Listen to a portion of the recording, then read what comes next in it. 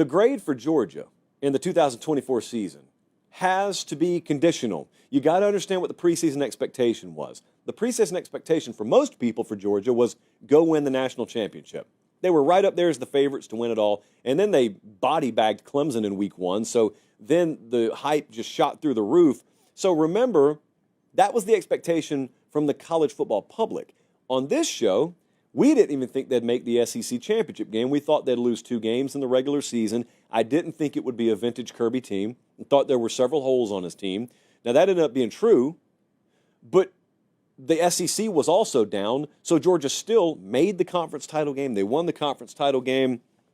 So they were clearly down a notch, and we're still the best team in the conference.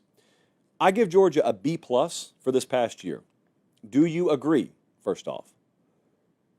Base it on your own expectation. I don't use whatever criteria you want. It's not like it's an official game. We don't have official rules here.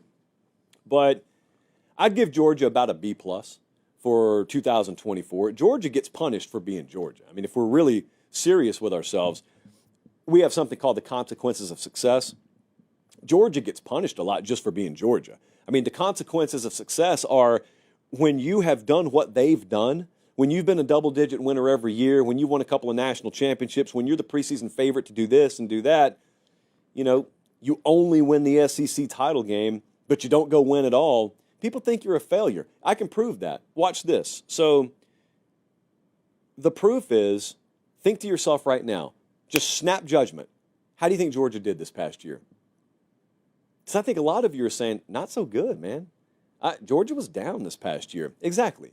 You're punishing them for being Georgia because they won the SEC. Do you understand? You're talking about the literal SEC champion. They were top 5 in the playoff rankings again.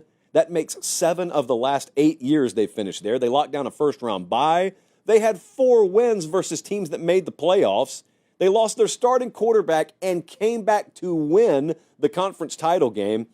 And that's a down year. And you know what? You're not exactly wrong. It is kind of a down year by their standard. But that's just a consequence of success. That's why I still give them a B+, because it's insane that they've even put themselves in that kind of rarefied air. Having said that, though, they have. So you've got the Georgia standard. You've got the Georgia way of doing things. It's not unfair to expect that every year from them. I don't think they fight it. I don't think they run from it. But it is a glaring stat. Like, we write it down every now and then. Let's paper pop on this.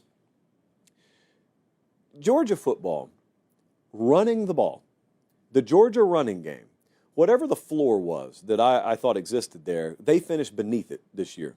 I never thought I'd see Kirby Smart, the head coach at Georgia, and them finish outside the top 100 in rushing yards per game. And they did this year. That's the worst number this century.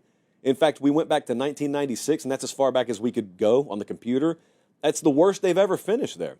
Offensive line had chronic issues. Running back had chronic issues. They didn't have an elite wide receiver on the team again. They led FBS in drops. It was a totally undependable unit for them. They had to end up being quarterback-centric, and therefore Carson Beck ended up being pretty erratic in terms of his performance level.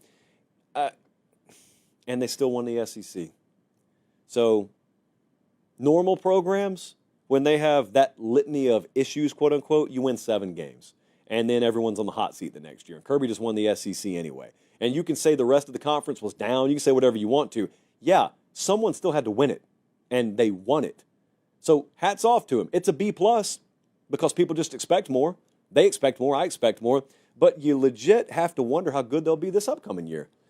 Their home schedule, if you're a season ticket holder at Georgia, what a year for you coming up. They got Bama, they got Texas, and they got Ole Miss at home.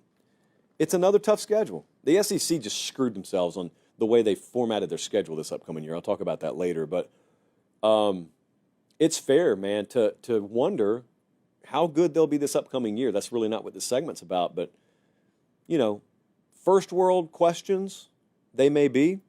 But Georgia's got some questions this upcoming year. Everyone does. I know that's relative. But some serious questions. Some serious questions. They'll be up there, favored to win most every game they play. They'll be one of the favorites to win the SEC. They'll be one of the favorites to win it all. But that's because of brand name. That's because of built-in benefit of the doubt that is going to be given to you and should be given to you because you've proven yourself. You've got a track record. You're very well established. Having said that, though, that's going to be a team that really, really has to come together. Really got to come together, which is the most fun part of watching college football, because like 25 or 30% of your roster flips over every year. Even pre-portal, it does that. So it's fun, but it can also be nerve-wracking.